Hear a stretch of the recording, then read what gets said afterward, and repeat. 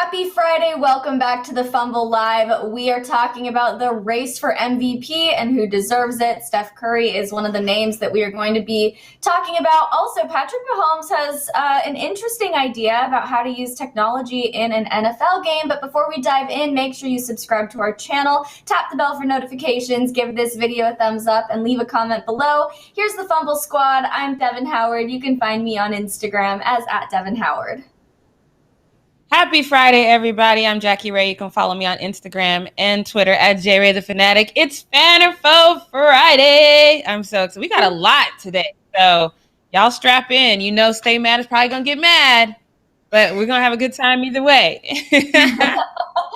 Yay, I'm so excited for Fan or Foe Friday. It's always really fun to be able to talk to you guys, answer your questions, and clap back at some of the weird stuff that you say to us. Jackie, before we get into the news, what do you have going on this weekend? Are you doing anything fun or special? Yes, there's an event tomorrow night. A friend of mine invited me to. I don't even know what it is, to be honest. I just know it's an opportunity for me to get dressed up. So I'm excited. I cannot wait to go. I'm like, oh, they're like, do you want to go? Yes. I definitely want to go out. Nice. That'll be fun. I'm glad you have something exciting going on. I definitely feel like we're all overdue for an event like that where you can get dressed up, you can do your hair, put on the makeup, wear the cute dress. It's so funny because in quarantine, I have still been shopping like I've had a social life, even though I haven't. Right. And now I have all these dresses and skirts and tops to wear that this whole year I haven't had any reason to wear them. So I can't wait to hear how your little event goes. Okay, let's get into the news. All right, I want to talk about this MVP conversation because the race for MVP is super tight. The three finalists, as I'm sure you guys all know, are Nikola Jokic, Joel Embiid, and Steph Curry. A lot of people think that Steph Curry is going to be the one to walk away with the trophy because his stats lately are just really, really incredible. He leads the league in scoring with 32 points per game. He led the Warriors, pretty much carried them to postseason contention. I want to show you guys the conversation that Shaq and Charles Barkley had on NBA on TNT because they were kind of going back and forth about it. So Leo, let's get that video up there. You just said the winners, they picked the best player on the winning team. Okay, winning team, but they say the player is the most valuable player. Yes. There's a lot of guys that, play good on the bad team, but the guy that played on the win team played better, and that's why they won. Wait, You know what I mean? what are you saying? What you mean what I'm saying? You just said, we said that the guy who's on the best team wins MVP. And you just said this. No. I said at the All-Star game, Yes. when the guy wins, Yes. the best player gets the MVP. Yes. Right, okay. Okay. Why? Because he's the best player. Because they won. Team won. Why you think you won? Because he's the best player. That's what I'm saying. He's the player, best player. But they Best still player. won. Exactly right. But listen, I get what you're saying. I know you get what I'm saying. I get what you're saying. Steph Curry is the best player in the league. I don't care what his record is. Steph Curry's in the play-in game. But it don't matter. Steph Curry's Right. in the play-in And game. he's still the best player in the Top league. three. Okay, so clearly there are two very polarizing ways to look at the MVP race. It can be the best player on a winning team, the best player on a losing team, the best player overall, and nobody seems to be in agreement as to how we should look at all of this. Shaq obviously thinks that because Steph is the best player on a losing team and was somehow able to get them to this point in the season, that's why he deserves to take home league MVP. But then you have somebody like Joel Embiid who's on the Sixers and they're on a winning team. So really, who deserves it here? Does the team stats and their wins and losses matter? Should it really be solely based on individual performance by a player, regardless of where the team is in the standings?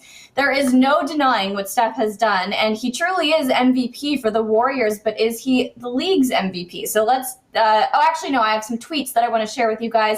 Leo, can you throw up the first tweet here? Because just some people's reactions. This person says, that'll be funny if the Warriors don't even make the playoffs and Curry wins the MVP. Another tweet that says, coming up here in just a second. Curry is the best player. There's no doubt. There's no discussion. If it wasn't for him, we'd be in last place. He has carried the whole team. Not just anybody can do that, bar none. Another tweet that says, LeBron has taken way worse teams to the finals, LOL. And then another person who wrote, I have to agree with Shaq that Steph Curry is the most valuable player on his team and the best player in the NBA right now. That said, I doubt he gets the MVP award. Just look at how many seasons LeBron should have been MVP but didn't win, for example. So, Jackie, what do you think the likelihood is for Steph Curry to take home MVP? Do you think it's pretty high right now? So I like what that last person said. It's highly unlikely, just, because LeBron should definitely have at least, I'm going to say 3 more, but for sure 2 more MVPs than he has. But that being said, all right, are you ready, Jeremiah? Here we go. Get your typing fingers ready. Steph is not the MVP. He's not the MVP. He is the MVP for the Warriors, for sure. Because without Steph, at the beginning of the season, what did I say? I had said, the Warriors are going to be completely irrelevant. This is Steph's time to prove that he, can carry the team. And I didn't think he could. I have to give him tons and tons of respect because he earned it. He definitely earned it. He went out there, he did his thing, and he did what LeBron had to do for the Cavs all the time. And he put that team on his back and he carried them. Yes, they're in the play-in instead of actually making the playoffs. But technically, if we were doing the normal situation, he'd probably be in the playoffs. It's just a different situation. So we're in the play-in. If the time was normal, we would be playing in the playoffs. We would be the 7th seed, they'd be the 8th seed. So if this was a normal time, he'd be fine. So I absolutely agree that he is the most valuable player on the Warriors, and I agree that he's amazing at what he's done this season. I'm not going to take away from that, but people get stuck on the numbers, and I get that it's a scoring league. It's what you want to do. Yes, he's averaging 32 points per game, but Joker's averaging 26 points a game, and he's killing Steph in rebounds and assists and blocks and you know what I mean? So he's more overall an asset, and he's in a similar situation. Everyone kind of doubted Denver when Jamal went out, and Nikola Jokic was like, "Okay, hold my beer, I got you. This is what I'm gonna do." So he's a better, as far if you're going by stats, he's better overall. Period. There's no argument on that. Joker is the better overall player. Now, when you're looking at Joel Embiid, he's at a disadvantage because he did have a long stretch of time where he was out because of that injury. So he didn't put up a lot of the stats that he could put up. But he also gave us his word. He's like, now that I'm back, we're firing on all cylinders, and they have. And now all of a sudden the 76ers are in a better place. Joel is definitely the most valuable player for his team. Steph is definitely the most valuable player for his team. But when you talk about Joker and even his way of play, he shouldn't be in this conversation. When you watch that man play, he shouldn't be. He's big, he's slow, he's not dynamic, but he has this uncanny way of making everything he does work for him and his team. It's crazy to watch that man play. He's definitely the MVP. If he doesn't get MVP, again, I don't take this very seriously anyway, but if he doesn't win MVP, then you just know it's like a high school popularity contest. Yes, I'm not taking away anything from Steph being amazingly dope right now and definitely changing the narrative of what we thought he could do by himself. Absolutely. But he's not league MVP. All right, there you have it, straight from Jackie, you guys. So what my next question is for you, if Steph does end up walking away with MVP, does it take away from what Joel and the Joker have been able to do in their MVP like worthy seasons? I mean, it is what it is. The MVP does not always go to the real MVP. It's just not. James Harden should have an MVP. Giannis should have one. So it's just one of those things where you have to get to the point in your life where you realize the MVP is a great title to get, but it don't mean anything. A lot of times, especially when we know who votes on the MVP, it's writers and reporters. Your relationship with them, it's just like regular people. They're voting for the person that they like, the person that they have the better relationship. This is a tight race between Steph and Joker in that aspect, because I do believe they both have great relationships with the media. So maybe it's a little bit more even kill on that aspect. Joel, maybe not. So as far as their relationship with the media, I do think Steph and Joker are on an even kill. But when you're talking about looking at the stats and looking what they bring to the table in different categories, that's Joker. It's just Joker. Yeah. Well, it looks like in the chat, most people are thinking the MVP belongs to Steph. I can't be surprised by that. And honestly, I wouldn't be mad if he walked away with MVP because he has put up an impressive season. But I think that overall, when we're talking about MVP conversations, it needs to be about the team that is winning, the team that has been successful all season, because of, what a player has been able to contribute to it. So I think you and I are on the same page here, Jackie, but I wouldn't be mad if Steph walked away with it. Now let's move on to this. I'll be mad. I know you would. It's not because I don't like Steph. It's because, again, this, and somebody in the chat says she doesn't know what she's talking about. No, I do. And that's the thing. Like, I read the stats. I know that Joker is contributing to his team in ways that Steph is not. And that's the thing. We always talk about, scoring. We tell you all the time that you have to be a really good defensive player in order to help your team. Steph is not that guy. Joker is a scoring guy and a defensive guy. That's it. And so if Steph wins it, it just doesn't it makes sense because I get it. There's the whole hype around Steph right now. And I'm not saying that he doesn't deserve it because he does. Like I said, he even proved me wrong. So he definitely deserves the hype. But when you're talking about the total contributions, Joker contributes more. That's it. Yeah. All right, well, let's get into the next Need to Know News update. Patrick Mahomes has kind of an interesting idea to help clear up any confusion that may go down during an NFL game. So given all the pileups that happen on goal-to-go situations, Patrick Mahomes thinks that inserting a microchip into a football going forward could be a good way to clear up any confusion that may happen. And you know what? The way things are becoming so technologically advanced, we're putting technology into pretty much every situation. It may not even be a long time before this becomes a reality. So here's his quote. He said, "I've always thought that the chip in the ball has to happen sometime where if you cross the line, it just tells you a touchdown. But it's also the human error thing. It's kind of like baseball, balls and strikes. It's just part of the game. The biggest thing to me is when they get in the pile by the end zone, there is literally no way to tell if he's in the end zone or not. It's like you said, it's just whatever they call, and I'm sure it'll happen soon enough." And actually, this is not a new concept. The idea of a microchip being put into a football is something that's been talked about before. And it may alleviate some confusion, and make things more clear during a game so that there isn't any sort of question about any calls that are made. And Patrick is a pretty influential player in the league, so having him come out and say that he supports this idea might put it on the fast track. I don't really know. But I think that let's first discuss, is this a good idea? Because there are a few ways that this also could create some, like hacking, for example, could be a problem that we face with microchipping a football. But what do you think about this, Jackie? Is it a good idea? Your initial reaction tells me that you think it's a little bit bizarre. Yeah, because we got replay.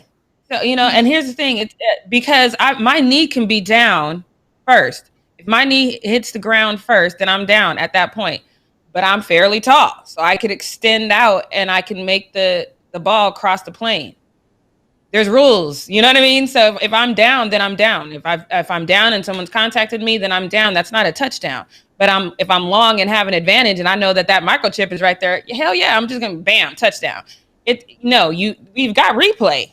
I don't understand why this is even a thing, because it's like you said, trust me, with the way I feel like every year somebody comes. Last year it was Target got hacked. I think the year before that it was some department. People be hacking.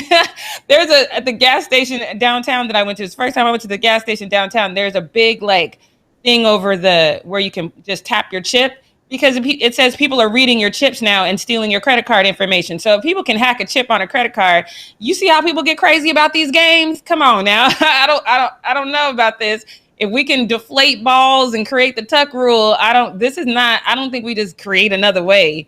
There's people that are smart like that, Kids are smart like that. They're hacking into their college systems and changing their grades. So obviously this is a thing. So, I get it, but still it doesn't take away from the fact that there's rules in place that even if the ball breaks the plane, that doesn't necessarily mean you're down. And that's what we have replay for. So are we just going to take away the replay, or are we going to have the chip and a replay?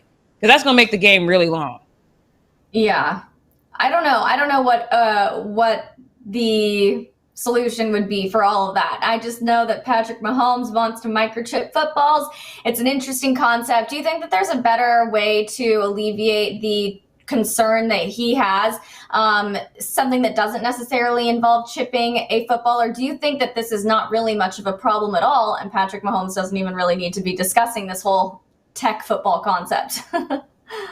I don't think it's a problem, and I don't think it alleviates some of the things he's talking about. Because again, if a guy is piled up and he's trying to break the plane, there's a lot of things that go into that. You don't know, is he on top of somebody and his knee's not down? Was he down? That chip is not going to alleviate any of that. The only thing you're going to know is the chip crossed the plane. You're still not going to know, was he down? Was he not? You still have to go to the replay. So if the chip goes off and says, hey, I crossed the plane, you still got to go to the replay. It seems like a waste of time and a waste of technology. And since the NFL got all these black men out here that they haven't been paying because they got this cognitive test that they're discriminating against them, maybe you don't put your money in that technology. Maybe you give those black men that money from the lawsuit that you owe them. I'm just saying. Hey, that's a good idea, Jackie. I like that. That's definitely a good idea. Although the NFL won't be listening to that, I'm sure we'll be microchipping footballs long before the black men in the league are treated with the respect and fairness that they deserve. Right. But that wraps up Need to Know News. So why don't we head on into the post up so we can get to Fan or Foe? Yes, I'm actually so excited about Fan or Foe. Devin is usually better at me. She looks at him a little bit beforehand. I never know what's coming, so I can't wait to hear what you guys got to say. But this first one, I want to spend some time on because I know there's a little bit of a delay, so I'm going to stall a little bit because I need to know what you guys think about this next story. I had to actually listen to it twice because the first time I listened to it, I was definitely on the same train that everyone on Twitter seemed to be on with Giannis, and he seemed like he was very pessimistic, and he didn't have the kind of attitude you want your star player, your two-time MVP, to have going into the playoffs. But I listened to it a second time, and then my perception kind of changed a little bit. But I want you to take a listen to what Giannis has to say going into the playoffs. I don't know if this year is going to be a different team. I'm not going to lie to you. I didn't say that. It might be the same. Who knows? It might. We'll see. The results going to talk for themselves at the end. But at the end of the day, is that don't get too high, don't get too low. I feel like last year, probably because of the bubble, wasn't able to get away from basketball, like losing the game and just going to the hotel and seeing the players that just beat you. You like got too low. Okay, so when I first saw that whole thing bothered me. You got this shirt that says "Be better, be different" on, and then they ask you what's going to be different going into the playoffs, and you go, I don't know, it might be the same. When you say it might be the same, that basically means you guys aren't going to have the success in the playoffs that you really should have. I, at first listen, hated this quote, and everybody else on Twitter did as well. And I can't be mad at them about that. This person says, Giannis, you need to believe in yourself. Come on, this attitude is poor. At this rate, I'm going to be a Clippers fan. I mean, don't go that far. It's not that serious yet, but I understand this. It's a sad kind of thing. This one says, I've picked the Bucks to come out of the East the last 2 years. I'm picking them again this year. Giannis needs to have the same belief that I have. I agree with that as well. And especially if you're a Bucks fan, hearing this has got to be kind of annoying. I have another tweet, I believe, that says, no confidence. Giannis needs to develop his mind, his mid-range. And that's why I didn't think he should be a two-time MVP, but I digress. He hasn't expanded his game and his thinking. That's easy to say, right? Because you can see from that video, first of all, his posture, body language is a lot, right? So his posture was just kind of like, I don't know. It might be the same. I don't know. It's just not a good look. But then I listened to it again because I do love Giannis, and I just had to give him the benefit of the doubt. So I listened to it again, and I'm not going to play the whole thing again, but I'm going to play you the part that when I listened to it the second time, it really stood out to me. So, Leo, can you throw that up? But at the end of the day, is that don't get too high, don't get too low. I feel like last year, probably because of the bubble, wasn't able to get away from basketball, like losing the game and just going to the hotel and seeing the players that just beat you. You like got too low. Okay, so that's the part that got me because when I listened to it a second time, I realized what he was saying. Last year was tough for him. Last year, he took the losses really hard. He didn't feel good about it, and there was no outlet. He had no outlet, like whatever these guys normally do to shake off a loss. He didn't have that. All he had to do was play basketball, go back to the hotel, and focus on the lack of success that he had on the court. So I think it was just a huge emotional and mental burden for him, and he's trying to not take it as seriously this season because it probably did have a mental toll on him last season. And I kind of respected that, and I was like, okay, I get what he's saying. I still don't think he should have said it like that, and again, the body language had me all messed up. But at that point, I felt like, okay, I see he's just trying to protect himself mentally, and I get it. But no one else really had that perspective on Twitter, but this user kind of got it, and I like what he had to say. He said, that is not what he's saying. He's saying that he's not assuming what's going to happen. He believes he can win it all. At the same time, you got to look at all the possible outcomes. So that's definitely one way to look at this. And I kind of like the final thought on this next tweet because there was this whole battle. If we was confident, we would have never said that. You will never hear Jimmy say that or LeBron. Okay, who cares what other guys would have said? Giannis is his own man. He's being pretty level-headed, but because he's not being over the top and braggadocious, he's not confident. I don't agree with that. You can be confident without being braggadocious, but there's a lot to encompass. It's not just what he said, it's his body language. But I do think it was him just kind of understanding the mental anguish he went through last season and just trying to downplay that a little bit. But Devin, what did you think about this whole thing?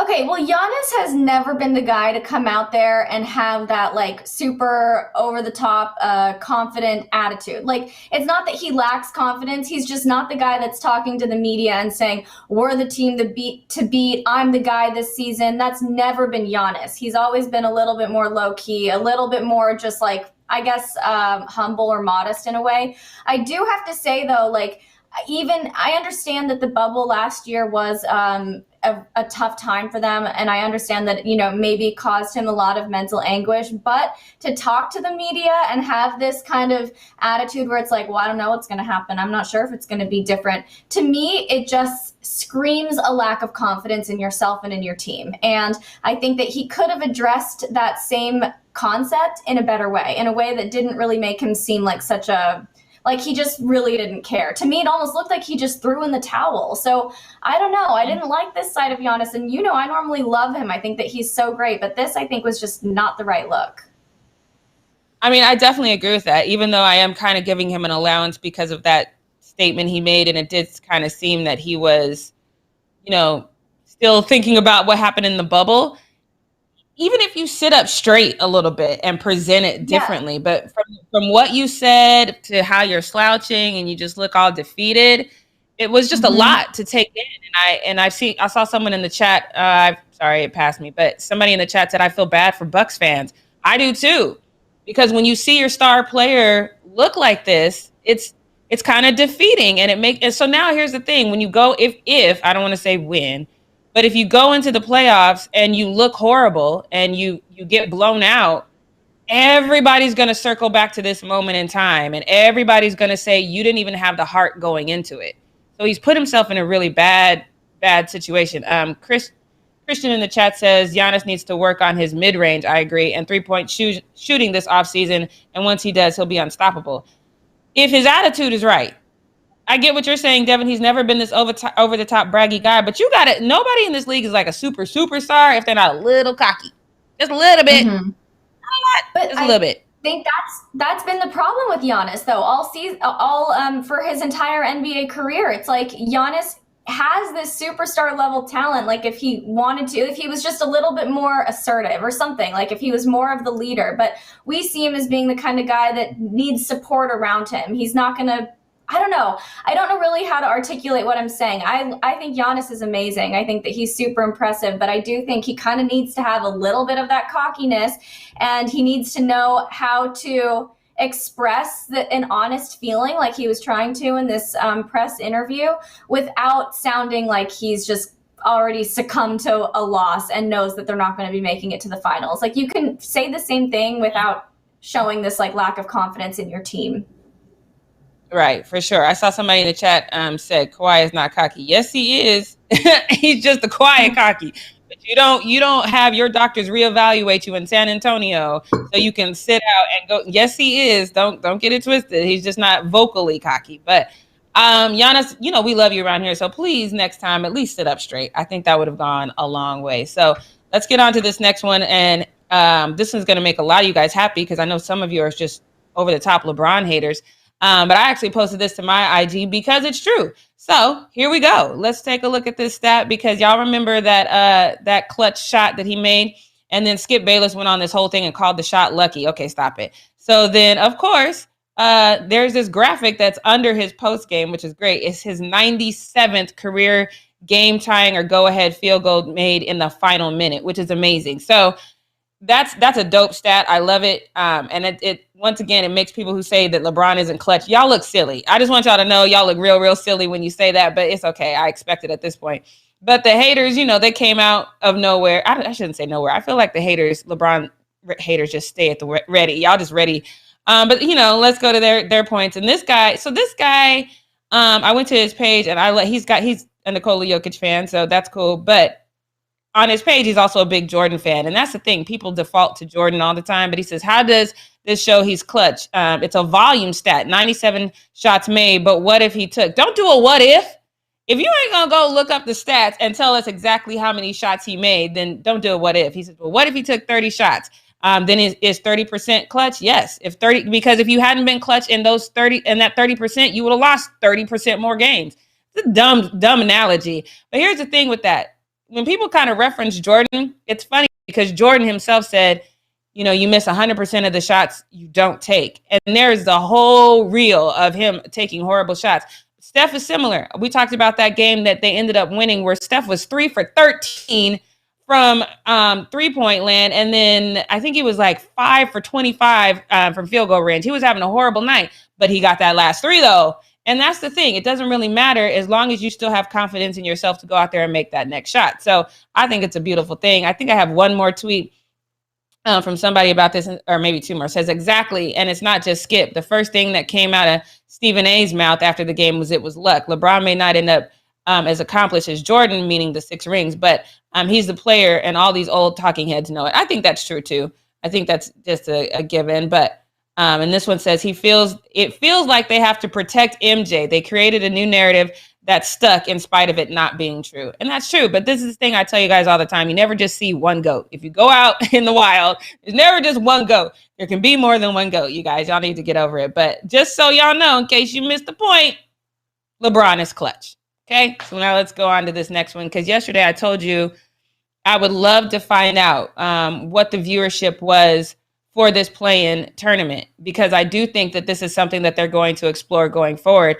But I think this brings up the point that Devin made yesterday as well, because now we got the numbers, you guys. So let's take a look at this. Because the Lakers versus Warriors play-in game was the most watched NBA game on ESPN since the 2019 Western Conference Finals. They had 5,618,000 average viewers. So that was even more, I think, than somebody put like the Chicago Bulls, which has, I guess, the most viewership of a playoff, something like that. But that has the most. But this leads me to what Devin said yesterday, because they obviously in that number did not mention the Spurs and the Grizzlies game. They didn't even mention it. So why? Because it didn't have the viewership. They're talking about this one specific game. So that kind of concerns me, because if we're talking about this one game, the play-in can't possibly be like that all the time, right? It just can't, because if you have the 2 great teams playing in the play-in all the time, then you kind of got to be a little bit suspect about how did that happen, right? So I have this tweet that says, Adam Silver will definitely want Curry and the Warriors in the playoff. Poor Memphis can expect a lot of decision to go against them or not go their way. And then this one says he made sure the Lakers would get there with so many bad calls against Golden State. But see, as much as I don't agree with these 2 points, you're never going to escape this if the play-in always has dope teams in it, because it's going to look like it's intentional, because technically this should be an anomaly. This shouldn't be a real thing. So Devin, what do you think? Do you think because of this viewership, we're going to end up seeing the play-in in the future? But then we're talking about what you said yesterday. If it wasn't the Warriors and the Lakers, these numbers probably wouldn't have been as high. So how do you see this going forward? I feel like they would definitely try it one more time next season, just to see what kind of viewership is like. And I think it'll be especially interesting if they don't have, LeBron level teams and Steph level teams down in the bottom of the standings. This season was just kind of a fluke that we managed to have these two superstars having to fight their way in for a spot in the playoffs. So I think that they're probably going to give it a shot again, but we would not have seen this type of viewership if it was truly the teams that belonged at the bottom of the standings. So I don't know. It's interesting. It was fun to watch. It was very exciting. And, maybe there will still be that same competitive energy and that hype for a play-in tournament next season, but it's all dependent on who's there. And this time with the Lakers and the Warriors there, it was enough to draw a ton of people to watch. Yeah, for sure. But we're going to get on to this next one. I was going to type it in the chat. But Seinfeld, with confidence, you can hit the back button. You can hit the forward button. You can do whatever you do on your way out, sir. Okay, so now let's go on to this next one. Because Conor McGregor, given how he was really an embarrassment to those of us who are fans of him in that last fight, I'm thinking this is the time where you need to start, investing your money, spending your money wisely, things of that nature. And I do understand that jewelry technically is an investment because you can't always sell it and get at least a good chunk of your money back. But it has to be jewelry that people will actually want to buy. And I just don't see this. So I want y'all to take a look at this question, because this is a good question, especially when I show it to you. It said, is Conor McGregor's new watch the worst thing you have ever seen? If your answer is no, I would love to know what's worse. Me too. I don't know if you guys can see this. What? He spent $1.5 million on this watch.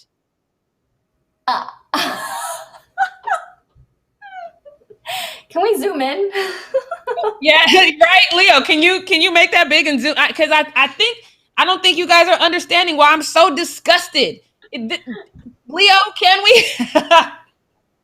Because it's hideous. Now it's the diamonds that make it 1 million. But who does this on a watch? I don't. $1.5 million for this hideous, grotesque piece of jewelry. Leo says he can't zoom in, but trust me when I tell you, just Google it. $1.5 million Conor McGregor watch. It is hideous. It is gross. And I love what this person had to say about it. It says, see, some might have wealth off the scale, but you can't buy class. Clearly, because this is true. Conor, you need to stop, boy. That's so terrible.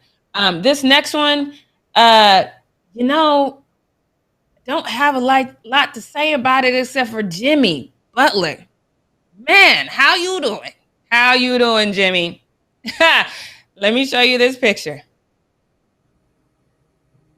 It's worth the wait. Trust me when I tell you this, Jimmy Butler. Yes, Jimmy Butler, baby. How are you doing?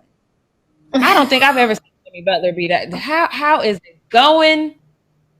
Everything is all right in Miami. I'm gonna tell you right now, everything's okay in Miami. I love it. But Bucks fans, these fans might not have seen that interview that Giannis did earlier, because they're saying, Jimmy, ain't nobody worried about your little muscles. They got a picture of Giannis. I'm out. Yeah, the Bucks are better. You're gonna get swept. So Giannis is always ready. First of all, that picture's old, but I appreciate it. But then this next one, now I'm like, okay, I don't think this is going to actually happen. It says ready to get swept by the Bucks in the first round.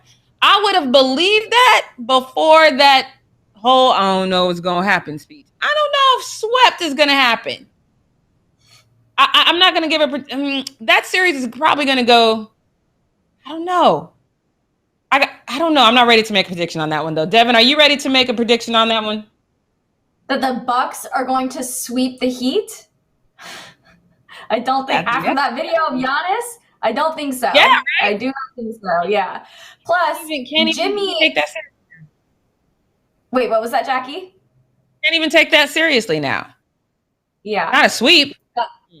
Not a sweep. Definitely not a sweep. I'm not saying that the Bucks are completely just gonna just completely fail, but I don't think that it's going to be a sweep. I also do want to say Jimmy Butler's looking very strong. What's his workout routine? That's what I want to know.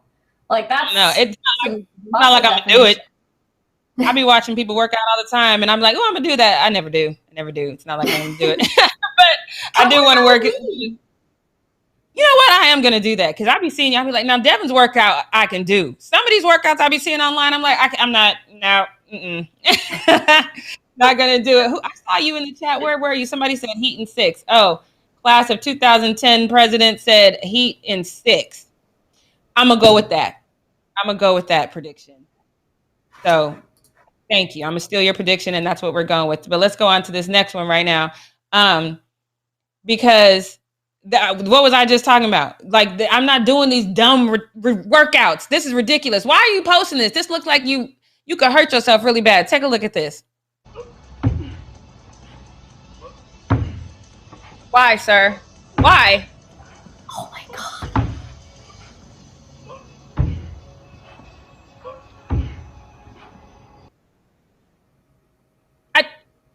First of all, I'm clumsy as hell. So that just looked like a problem in the making. Like, that just looked like, And I see you in the chat. I am not a Giannis hater. Are you guys new? You guys must be new because I have never been a Giannis hater. Giannis is my dude. But this is not, like, whoever this person is, we could not be friends. You're just doing too much.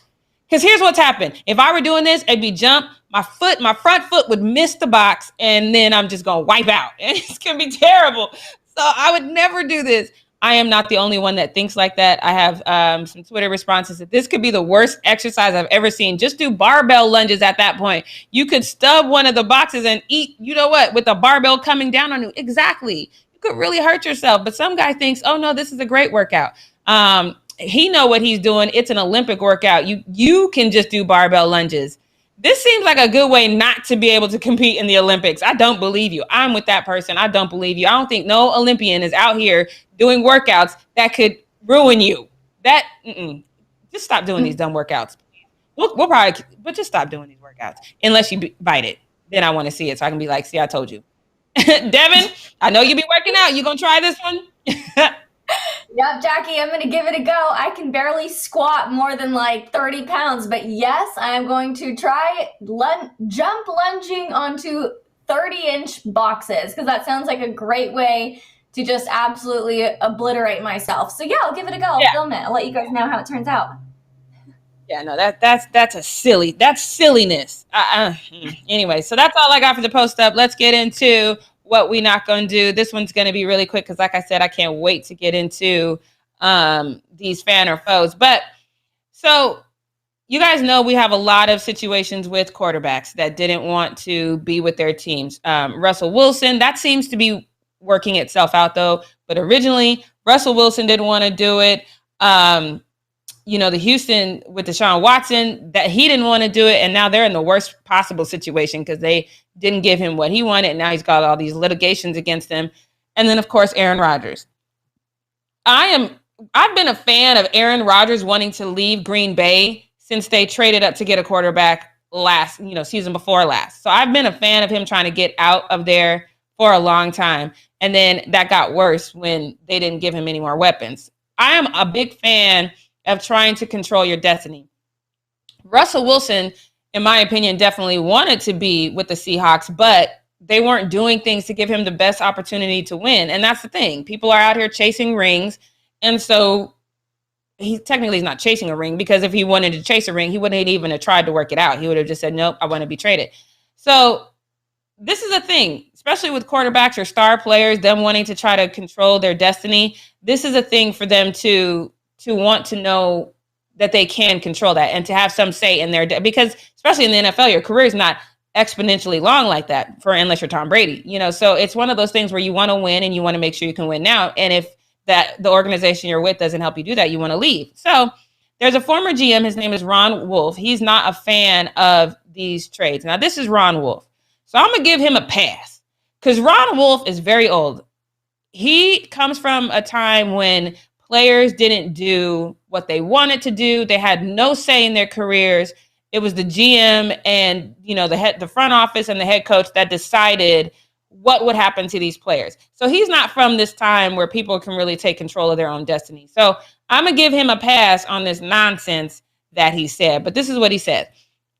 He says, we have a lot of divas playing in the league right now. I fail to understand that all these guys have long-term deals, and I can't believe the game has changed that remarkably. So all of the quarterbacks I mentioned have at least 3 years left on their contract. So technically, the franchise does hold all the cards, but the contract can be renegotiated. Regardless of what your contract says, you should want to put yourself in the best possible situation. So I'm going to, like I said, I think it's easy to dismiss his thoughts because he comes from a different time. And now we're empowering people to do what they need to do for their situation. So I do have some tweets because I wanted to see, I thought everyone was going to kind of dismiss this man. And no one really outright agreed with him, but they felt like Russell and Aaron Rodgers shouldn't be the quarterbacks that are asking for anything. This guy said, keep Russ out of that convo. He is a diva. He forced the Seahawks to break up the Legion of Boom and alienated a lot of guys on that team at that time. Honestly, Wilson is kind of a fake nice guy. And then the one at the bottom says, Rodgers has always choked. He needs to look at himself. So first of all, that's not true about Russell at all. Richard Sherman had a lot to do with the Seahawks releasing him. Cam Chancellor had to retire because he had a spine injury. You can say they should have kept Michael Bennett and Earl Thomas, but there's no indication that Russell had anything to do with that. Aaron Rodgers, it's hard to win when there's no one to really pass to. You're a quarterback and your job is to pass. So I don't agree with either of these two narratives, but that was the narrative that people seem to have. Like, neither of these two quarterbacks should ask for this.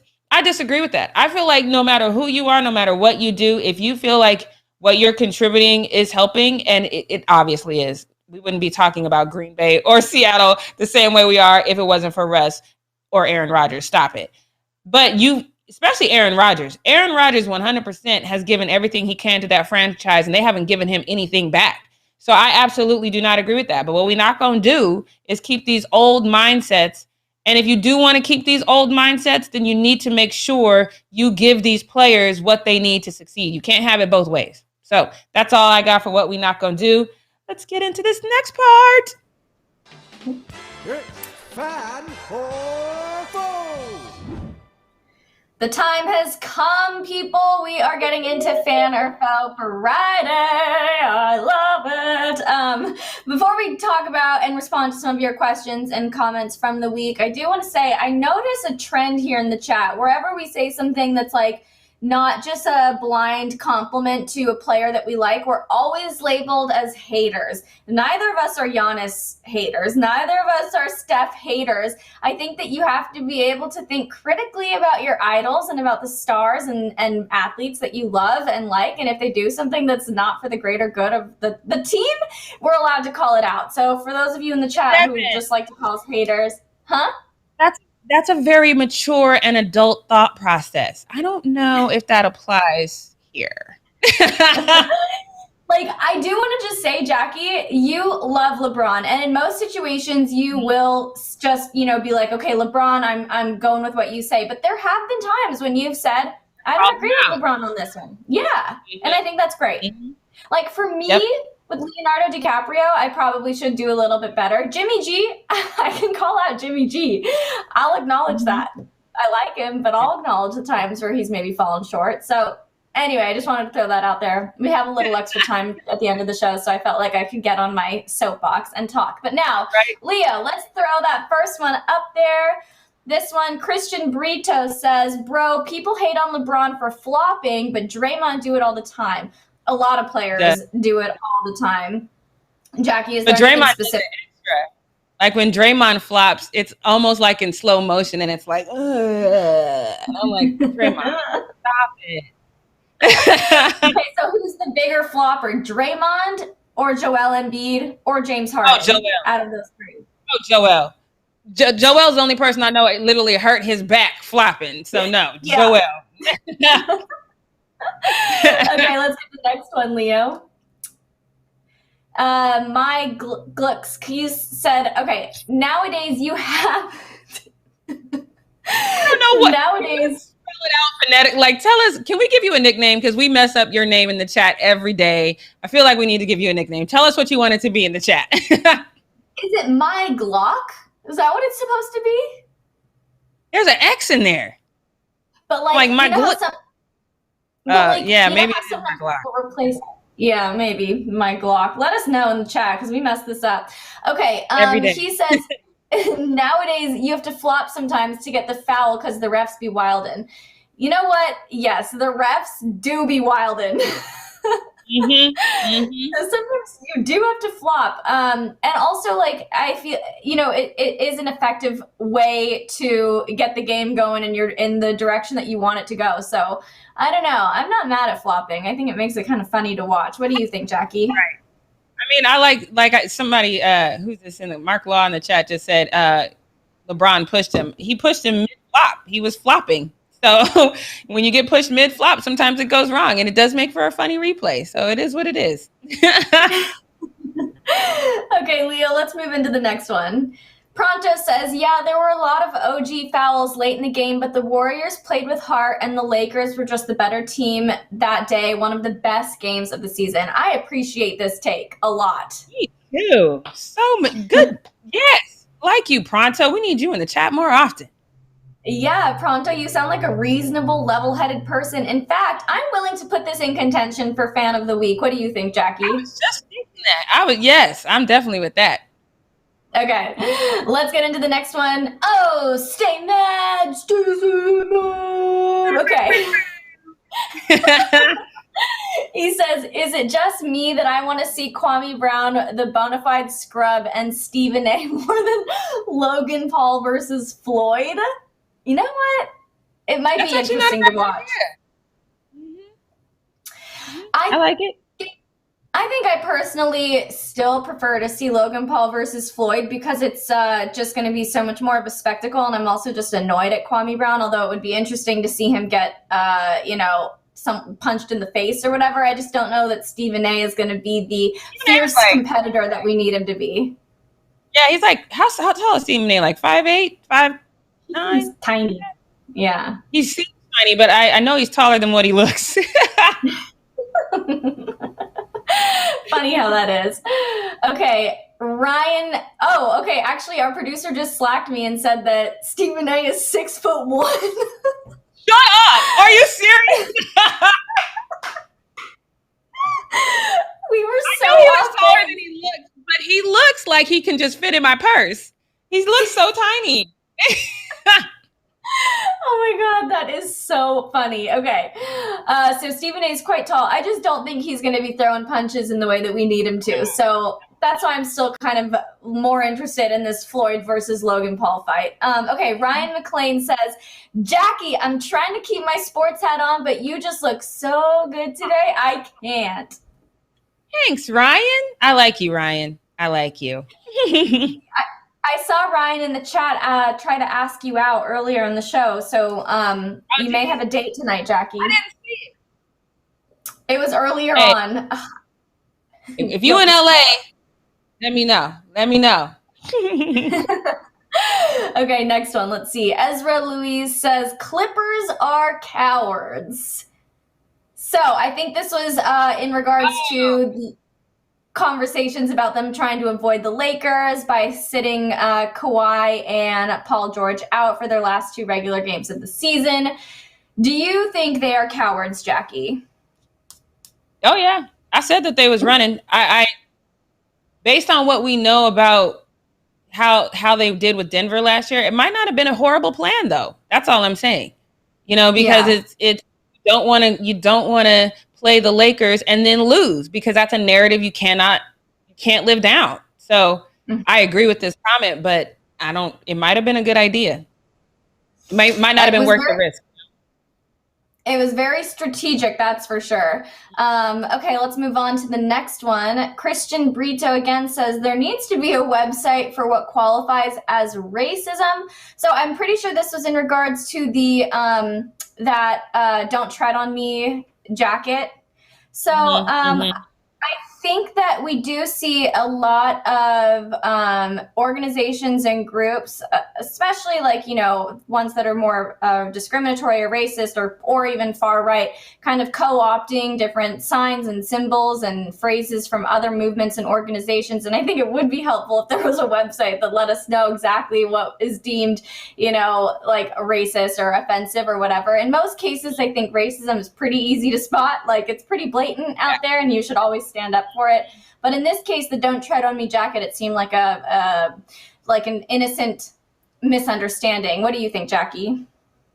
Yeah, like I said, I've seen that jacket several times before, and I didn't know until we had it on the show that it was a bad thing. So it's one of those things where I agree. I'm glad I've never worn it, because that would be horribly embarrassing. But I get how this could happen, because it's not something, you can see something and be like, oh, that's a cool design, and then now you're out here and people looking at you like you're crazy because you're the only one in the room that doesn't know. So yeah, it sucks. Yeah, it does suck. And we saw James Harden do it with his Blue Lives Matter mask. He didn't even realize that that's what it was. So sometimes it happens. You make a mistake. You're not fully informed. I think everybody's learning all the time. Okay, let's get into the next one. Again, my Glock. That's what I'm just going to call you. Again, I feel like Jackie just hates Steph. Just take it away, Jackie. Say what you want to say. I feel like you guys have a problem with listening. Your listening comprehension. How people, it's when you say one thing and people hear what they want to hear. I'm convinced that that's what you guys do. That I give Steph accolades all the time. I say all the time that he's the one that has changed the way that basketball is played. But because I'm not a Warriors fan, y'all hear what you want to hear. Keep hearing what you want to hear. I'm gonna keep saying what I say, so we'll be good. Okay, Micah says the Spurs are boring, from the coach to Tim Duncan to Pop to San Antonio itself. Everything about them is boring. I've never been to San Antonio, so I can't say if it is boring or not, but I think that it just goes to what I was saying when we talked about this. They don't have like that standout headline-grabbing player. It's a team effort. They do a good job, but it's not like they're not the glitzy, glamorous team like the Nets or the Lakers or, even the Clippers. They're an LA team. They've got Kawhi. They've got Paul George. So they just don't have that, like, it factor about them. Right. And it's been like that since they've been the Spurs. Which, again, it's not a bad thing. They play as a team. They move as a unit, which technically is how you're supposed to play. But they don't have that star power. And even Popovich, like, he has some of the best quotes of all time. He's one of the best coaches of all time, but we always kind of skip him sometimes. It's crazy. Yeah. It is crazy. It's weird. I don't understand. I mean, I guess I do understand, but it's just funny the way it works out like that for the Spurs. Okay, let's move on to the next one. Tremaine Weaver says, I applaud both you women for sticking around and carrying this channel. It's so fun watching you guys after a long day at work. That's so nice. We love you, Tremaine. I think fan of the week for sure. Okay. Ayo, that's Quinn 23 Crib Tearful 902. Woo, what a mouthful. Ridiculous. And also, I can already tell this is going to be a very sweet comment to us. So thank you so much. This guy says, so I'm never watching the Fumble ever again. I'm sorry, but y'all literally make shit up and it's so obvious. LeBron has said so many times, I'm a pass first guy. Why would he feel any type of way about being scoring GOAT? It's not even his playing style. So, Jackie, obviously I'm letting you handle this.